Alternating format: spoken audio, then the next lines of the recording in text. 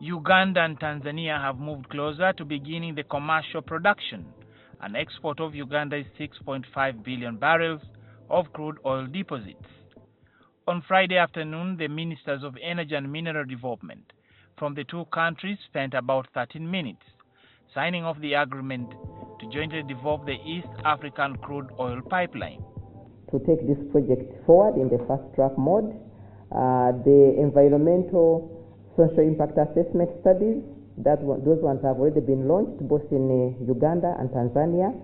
The geophysical and geotechnical studies for the pipeline are planned and they are going to commence in June, that is next month, both in the Uganda and Tanzania.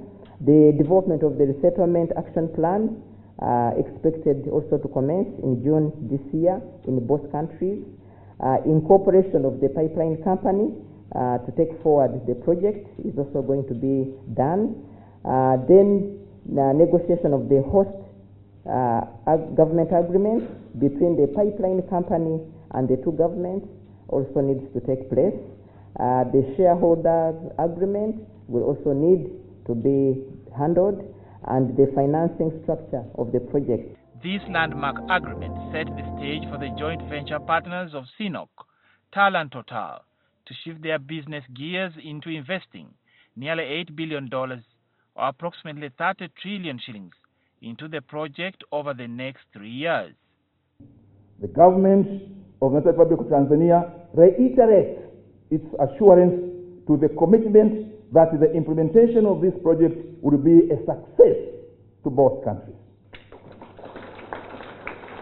The government of the United Republic of Tanzania has no hesitation of any nature whatsoever towards this assurance. It is 2020, it is going to be 2020.